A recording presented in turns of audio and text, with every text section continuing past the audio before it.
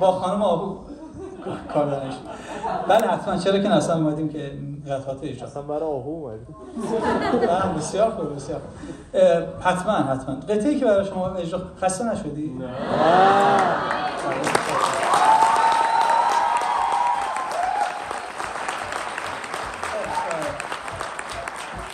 باید همراهی بکنید دیگه ترانه‌ها. قطعه‌ای که برای شما اجرا می‌کنیم مربوط به 1120. یعنی چون اینجوری تصور کنید که جهانگیر خان سرتیپور رو حتما می‌شناسید. تو خونش، تو بالکن خونش در رشت نشسته، حالا مدتی فهیمه اکبر رو پیدا کرده، با هم دیگه هماهنگ شدن و ترانه می‌سازن، ترانه میگن، ولی اتفاق بدی افتاده. یعنی اواخر شهریور، این اوایل شهریور، ارتش سرخ وارد گیلان شده و اومده انزلی رو گرفته و رشت هم از گرفته، رشت زیبا رو، و هر جا رو نگاه میکنی پرچم سرخ هست، قوای بیگانه، و این درد شدیدی در قلب و جان جهانگیر سرتیپور و هر کس که در درد و دغدغه خاکش رو داره به هر حال هست. جهانگیر سرتیپور رو بالکن نشسته، دقیقاً شاید در خاطراتش اشاره کرده و اونجا فکر میکنه باید ترانه‌ای بگه، ترانه‌ای که ارجاع بده جوانهای شهر رشت رو به اون جنبشی که در زلالی که در گیلان اتفاق افتاد. ما سال آخرش کار نداریم، اون جنبشی که رخ داد و خالص بود برای اینکه بخواد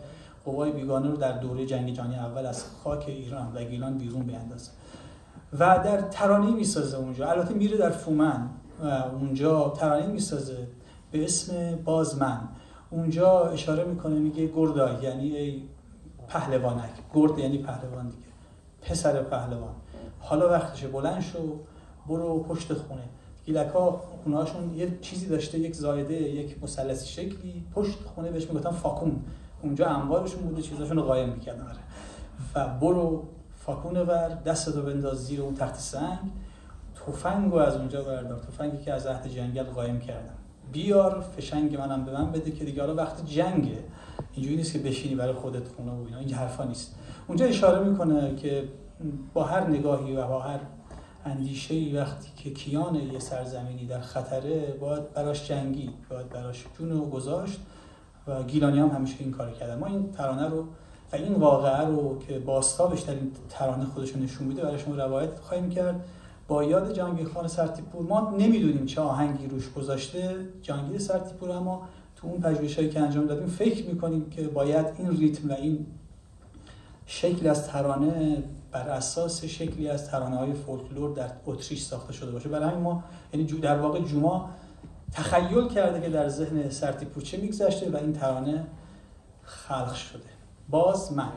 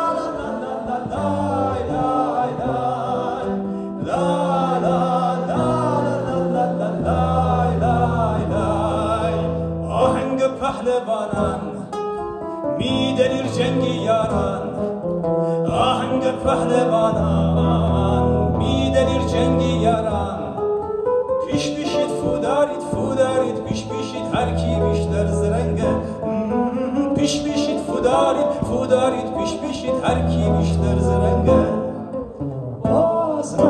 باز می گیلان باز می دریا کناران باز می سبز کوهان خور